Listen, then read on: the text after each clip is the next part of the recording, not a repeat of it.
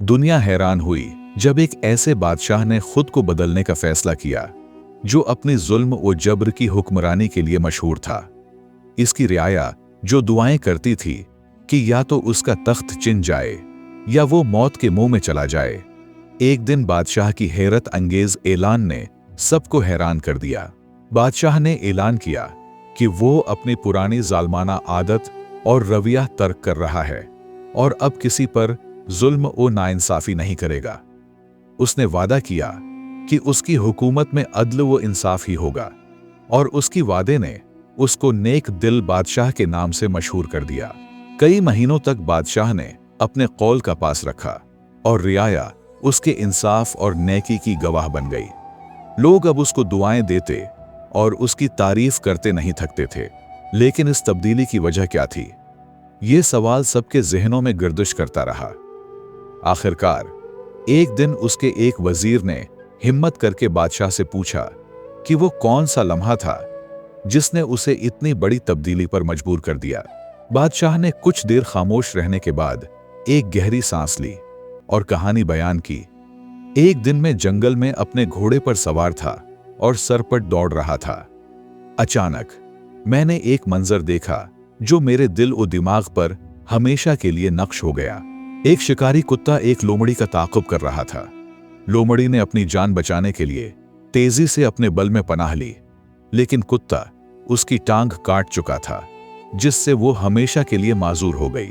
बादशाह ने कहा, यह मंजर हैबतनाक था, लेकिन कहानी यहां खत्म नहीं हुई। थोड़ी देर बाद वही शिकारी कुत्ता एक आदमी पर भौंकने लगा। आदमी ने गुस्से में एक बड़ा पत्थर उठाया और उसे कुत्ते पर दे मारा, जिससे कुत्ते की टांग टूट गई। कुत्ता तकलीफ से चिल्लाता रहा, लेकिन यह सिलसिला जारी रहा।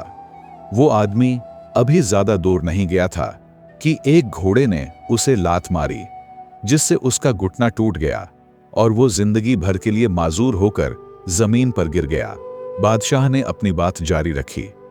फिर वही घोड़ा जो आदमी को जख्मी करने के बाद दौड़ रहा था, एक गड्ढे में जा गिरा और उसकी अपनी टांग टूट गई। इस मंजर ने मुझे झंझोड़ कर रख दिया। मैंने सोचा कि बुराई बुराई को जन्म देती है। बादशाह ने कहा कि जो आपके सामने आता है उस पर गौर करना चाहिए कि खुदा उसे यह मंजर क्यों दिखा रहा है। कहीं यह किसी गुनाह या जुल्म की तंबिया तो नहीं। यह सुनकर वजीर के दिल में एक नापाक ख्याल पैदा हुआ।